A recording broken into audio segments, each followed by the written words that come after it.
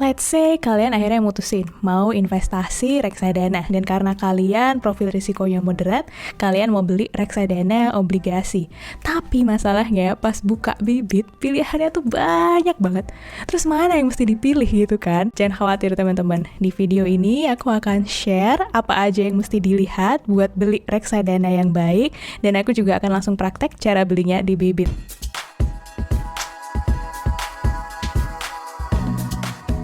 Pertama, tentu kita buka dulu aplikasi bibitnya. Terus kita scroll ke bawah, terus kita pilih yang bagian reksadana obligasi. Karena tadi ceritanya kita mau beli reksadana obligasi. Kita klik. Nah, di sini dia langsung munculin 5 reksadana teratas. Tapi sebenarnya pilihannya masih lebih banyak sih. Makanya kita klik dulu di Discover More ini. Yang aku senang sih kalau kita klik Discover More, dia juga akan muncul 2 fitur utama, yaitu filter dan bandingkan, yang akan sangat berguna nantinya. Nah, kalau kita lihat di sini, rasanya ada puluhan pilihan reksadana pendapatan tetap yang bisa kita pilih. Hal pertama yang mesti kita lihat adalah return. Karena kan kita investasi mau cari keuntungan dong, mau cari return yang tinggi. Nah, daripada ngeliatin satu-satu, kita pakai aja nih filter yang sudah ada di sini. Kita klik filter, kita pilih return. Terus habis itu karena ini reksadana obligasi, kita biasanya kan untuk jangka waktu menengah 3-5 tahun. Kita pilih periodenya 3 tahun terlebih dahulu. Terus kita terapkan. Tada, di sini udah langsung muncul urutan reksadana pendapatan tetap dari return tertinggi sampai terendah. Sebenarnya bisa juga sih kita urutin dari terendah ke tertinggi. Tapi kan ngapain juga kita ngelihat yang paling rendah gitu kan. Nah, balik lagi ke yang tertinggi. Di sini ada Sukor Invest Bond Fund, disusul BNI AM Dana Pendapatan Tetap Syariah, kemudian ada Manulife Obligasi Unggulan kelas A, kemudian ada ABF Indonesia Bond Fund. Kita coba lihat satu-satu ya. Sukor Invest Bond Fund. Di sini dia langsung munculin grafiknya untuk yang 1 tahun. Kita coba cek untuk yang 3 tahun ya. Untuk 3 tahun returnnya lumayan sih, trennya naik terus, dan dia selama 3 tahun menghasilkan 38,56%. Kalau kita pengen tahu nilai investasi tahunannya, kita bisa cek di bagian CAGR-nya ini teman-teman. CAGR ini adalah Compound Annual Growth Rate. Dia menunjukkan rata-rata return tahunan dari reksadana kita untuk periode tertentu. Karena ini kita tadi milih 3 tahun, ya berarti dia nunjukin selama 3 tahun terakhir per tahunnya dia bisa kasih return 11,48%. Menurutku sih ini udah gede banget ya untuk ukuran reksadana pendapatan tetap yang risikonya medium. Tapi kalau teman-teman lihat, dia tuh naiknya nggak selalu naik. Ada satu posisi di mana dia turun cukup gede teman-teman. Di periode penurunan tersebut, reksadana kita itu mengalami penurunan nilai sebesar 7,74%. Ini kita masuk ke indikator kedua yang namanya drawdown. Drawdown ini menggambarkan selama 3 tahun itu reksadana ini tuh pernah turun nilainya paling dalam negatif 7,74%. Cukup sejalan ya dengan return yang cukup tinggi tadi. Ini tadi kita baru lihat di satu reksadana obligasi. Kita coba bandingkan ke reksadana yang lain. Jadi di sini kita bisa klik bandingkan reksadana. Kan tadi 3 teratasnya itu ada Sukor, BNI, kemudian Manulife. Kita coba bandingkan di sini. Pilih reksadana obligasi, terus kita cari yang BNI AM pendapatan tetap Syariah Ardani. Kemudian yang kedua, kita pilih reksadana untuk yang Manulife obligasi unggulan kelas A. Dia langsung nunjukin perbandingan 3 grafik reksadana obligasi. Dalam 3 tahun, return yang paling gede adalah Sukor Invest Bond Fund. Kalau kita lihat CAGR-nya juga tetap yang paling tinggi adalah Sukor Invest, kedua BNI AM, yang ketiga Manulife. Drawdown-nya ternyata cukup sejalan. Jadi yang returnnya paling tinggi, drawdown-nya juga sejalan dengan returnnya, mulai dari Sukor, BNI, kemudian ke Manulife. Tapi sebenarnya nggak selalu seperti itu sih. Ada juga kasus di mana returnnya nggak terlalu tinggi tapi drawdown-nya agak tinggi gitu ya. Coba kita ganti yang Manulife dengan reksadana yang urutan keempat tadi.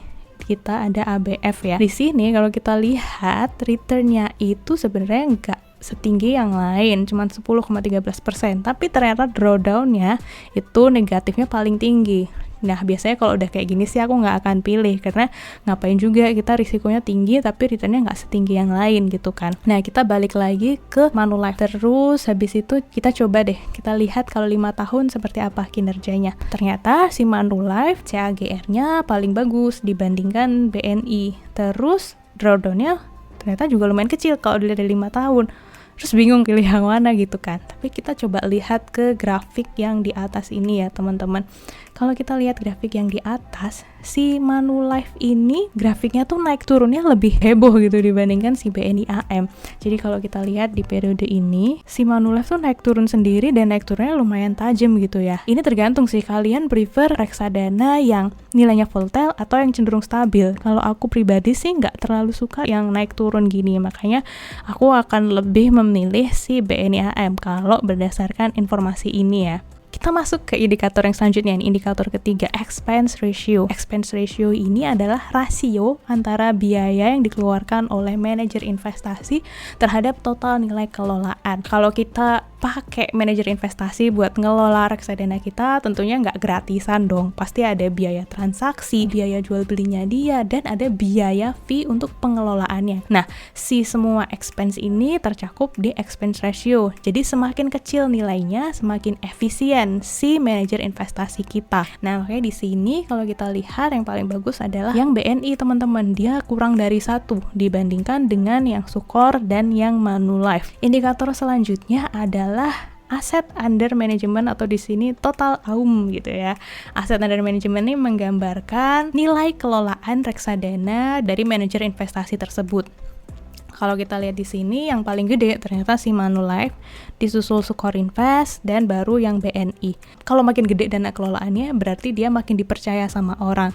Sebenarnya sih BNI AM dia tuh cenderung kecil, aku rasa sih lebih karena yang ini adalah reksadana pendapatan tetap yang syariah dan mungkin nggak banyak orang yang tertarik untuk masuk ke yang syariah. Tapi sebenarnya kalau dari sisi legitimacy sih kita bisa percaya ya, karena dia anak usaha dari salah satu bank BUMN terbesar. Mengukur legitimacy ini juga penting teman-teman. Jadi kayak reksadana atau manajer investasi kita ini sah nggak sih secara hukum, dia profilnya seperti apa, sudah punya berapa banyak reksadana, itu kita bisa cek sendiri. Kalau misal kita pengen tahu yang Sukor Invest gitu, misalnya bisa cek di websitenya Sukor, di bagian tentang kami, di bagian paling bawah itu dia ada munculin izin OJK-nya dan ada nomornya. Jadi ini legit, kalian bisa cek sendiri di website OJK-nya. Terus kalau kita lihat portfolio reksadanya juga sudah sangat banyak, berdiri sejak 99 dan dia juga banyak menang di award-award. Jadi aku rasa Sukor ini juga cukup legit gitu ya. Selanjutnya menurutku ini indikator terakhir, bisa penting bisa enggak buat kalian adalah minimum pembelian. Jadi di sini minimum pembeliannya beda-beda. Sukor ini paling tinggi 100.000, yang lain murah-murah cuman 10 ribuan gitu kan. Nah ini tergantung kalian punya budget berapa. Kalau budget kalian terbatas ya berarti kalian terpaksa memilih yang minimum pembeliannya lebih kecil. Tapi kalau budget kalian gak terbatas ya kalian bisa juga milih yang mulai dari 100.000 ini. Kalau melihat indikator-indikator ini, kalau aku pribadi sih aku memilih yang BNI AM karena dia CAGR-nya lumayan oke, hampir 11%, drawdown-nya juga lumayan lebih light daripada si Sukor. Expense ratio-nya sih yang bikin aku tertarik karena dia paling rendah, dan meskipun total AUM-nya paling kecil, aku rasa ya tadi tuh karena dia syariah dan legit juga dia punyanya BNI gitu ya. Plus kalau dibandingin Sukor dia usianya udah lebih lama, udah 5 tahun. Sementara Sukor masih relatifly baru. Jadi aku milih BNI. Terus kita langsung ya praktek beli di Bibit.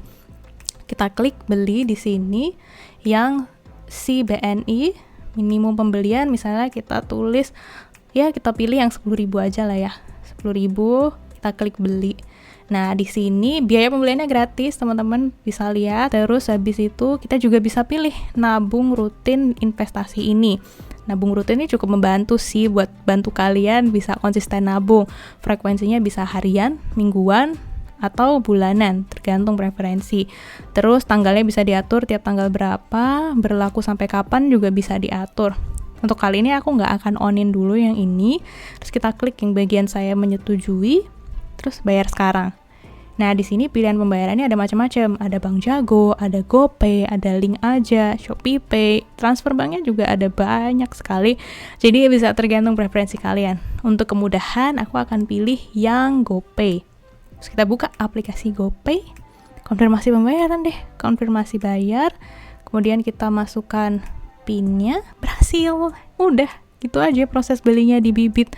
Pembelian reksadana berhasil. Nah, nanti kalau beli reksadana tuh pasti ada proses verifikasinya dulu, jadi nggak langsung masuk unitnya. Nah, nanti mungkin 1-3 hari ke depan unit reksadananya baru masuk. Gitu, teman-teman. Aku rasa sekian dulu video aku kali ini. Semoga yang aku sampaikan tadi membantu teman-teman buat milih reksadana sesuai profil risiko kalian. Kalau teman-teman sendiri gimana? Ada nggak sih indikator lain yang mesti kita lihat sebelum beli reksadana? Share ya di bawah kolom komentar. Thank you for watching, guys.